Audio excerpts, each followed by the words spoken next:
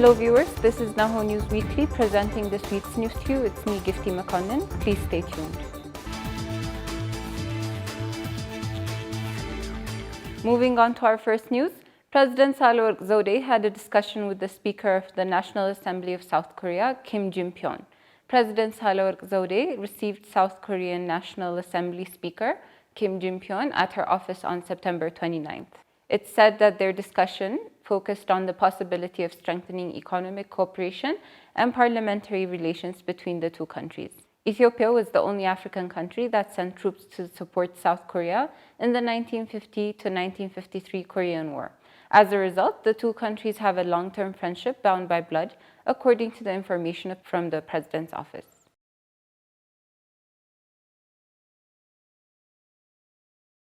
Prime Minister Dr. Abiy Ahmed said that Ethiopia will start supplying wheat production to the foreign market this year. Prime Minister Abiy Ahmed launched this year's summer wheat irrigation development program in Somali region. As the Prime Minister said, at this time, work is being done to change the history of hunger and hardship that Ethiopia has been dealing with for the past few decades. He also stated that Ethiopia's history of poverty will be changed by the tireless efforts of its strong children.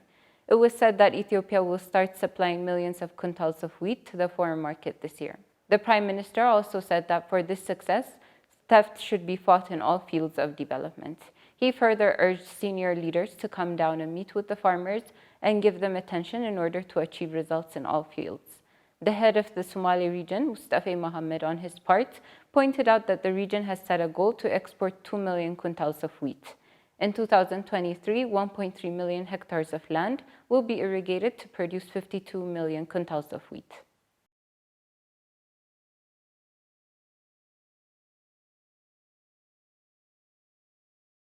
The third National Cybersecurity Month under the theme Integrated Cybersecurity for National Sovereignty has started at Addis Ababa Skylight Hotel.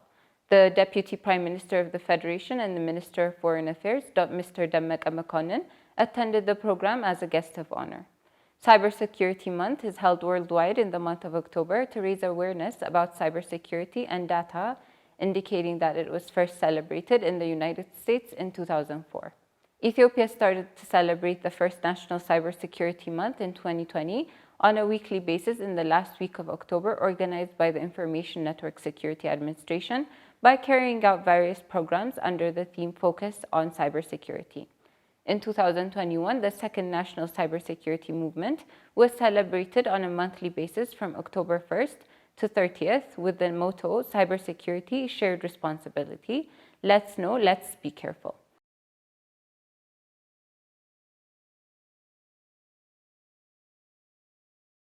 Minister of Finance Ahmed Shide stated that the World Bank is interested in supporting the implementation of the indigenous economic reform that Ethiopia is carrying out with financial instruments and analytical capabilities. The Ethiopian delegation, led by the Minister of Finance Ahmed Shide, had discussions with the World Bank's Finance Minister. Ahmed Shide expressed his gratitude for the World Bank's commitment to support Ethiopia's efforts to deal with the multifaceted challenges it has faced in the past few years. The minister, who detailed the development needs of Ethiopia's priority, explained that it's important to balance current humanitarian support and long-term development support. Based on this, humanitarian support is undoubtedly necessary to help save lives by overcoming food shortages caused by drought and the conflict. And he further emphasized the importance of long-term development support to help overcome the underlying problems of this challenge. The Vice President of the bank, on his part, reminded Ethiopia of the many challenges it has faced and appreciated the strength it was shown to deal with these problems, according to the information we received from the Ethiopian Embassy in Washington, D.C. It was further affirmed the bank's commitment to support the implementation of the indigenous economic reform that Ethiopia is carrying out by using the available financial tools and analysis capabilities, and to ensure that the result obtained in the terms of income growth and poverty reduction and support the country's long-term development.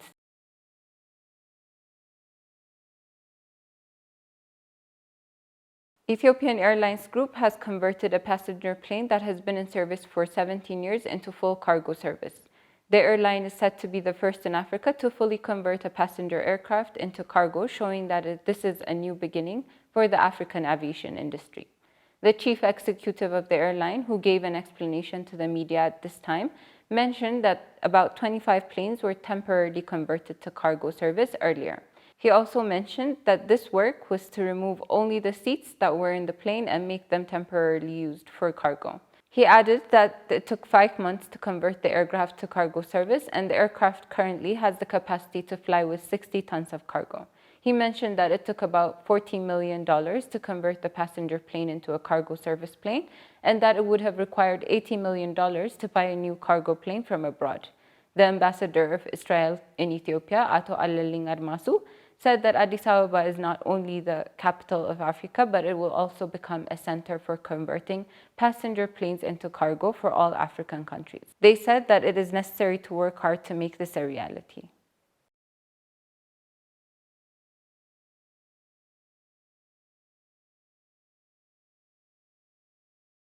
More than $65,000 have been collected for people displaced from their homes due to man-made and natural events in Los Angeles.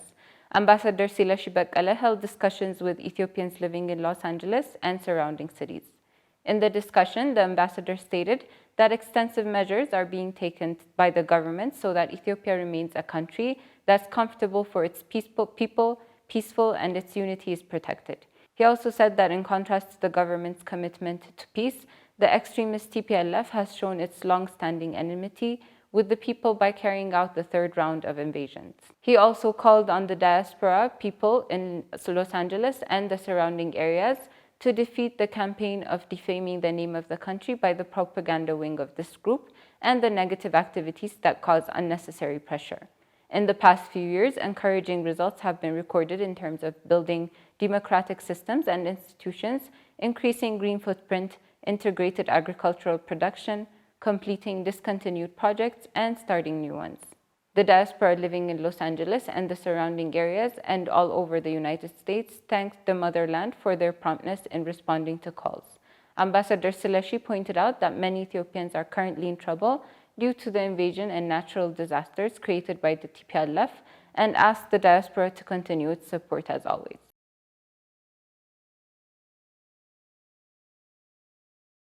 The Ministry of Investment and Technology announced that 10 Ethiopian entrepreneurs are participating in GITEX Global 2022 in Dubai for the first time.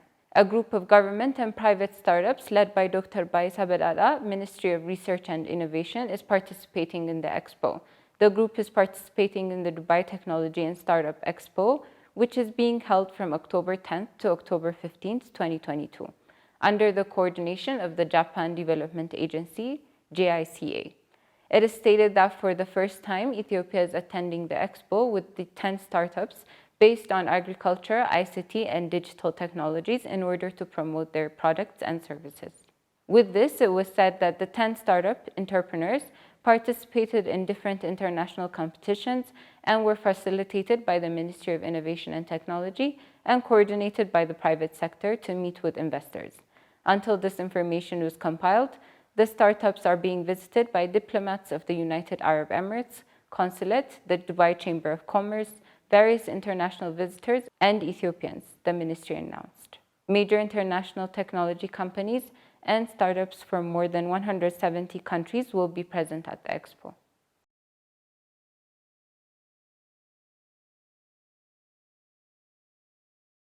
The Financial Security Service has suspended 665 bank accounts suspected of being linked to illegal foreign money transfer crimes.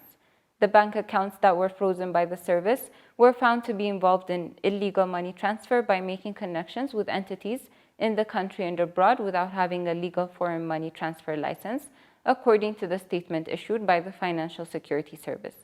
The statement mentioned that intensive work is being carried out to make those who are directly or indirectly involved in the criminal acts accountable by law.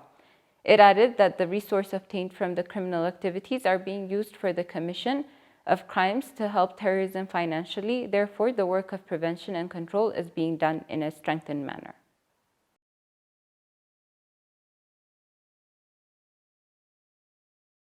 It was announced that more than $30 million of electricity was exported to Sudan and Djibouti. The Ethiopian Electric Power has revealed that in the 2 months of the current fiscal year, more than $30 million worth of electricity has been exported to Sudan and Djibouti. Minili Getao, Manager of Sales and Customer Management Office of the institution's Marketing and Business Development Department, said in the last 2 months the company forecasted to sell more than $18.55 million by providing more than 349.56 million kilowatt hours of electricity to Sudan and Djibouti. It has been stated that only 70.29% of the plan has been achieved by providing 232.76 million kilowatt hours of electricity and selling $13.04 million. 12.29% more power than the forecasted power supply has been provided to Djibouti. The manager said that it was possible to sell only 46.36% of what was forecasted to Sudan. The sale was $5.5 million or 29.71% less than expected. It is said that the sold power is 116.8 million kilowatt hours or 33.42% less than the plan. Although overall sales to both countries were below plan, it was stated that the income from Djibouti was 15.38% higher than the plan.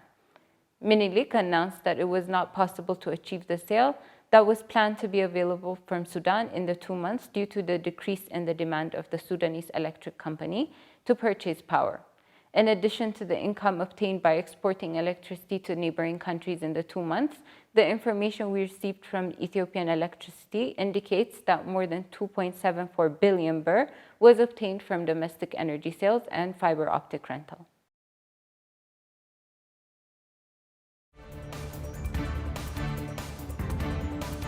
That was the end of our weekly news. Please stay tuned to remaining programs from Nahoo TV. It was me, Gifty Makonnen, presenting this week's news to you. Until next week, have a good time.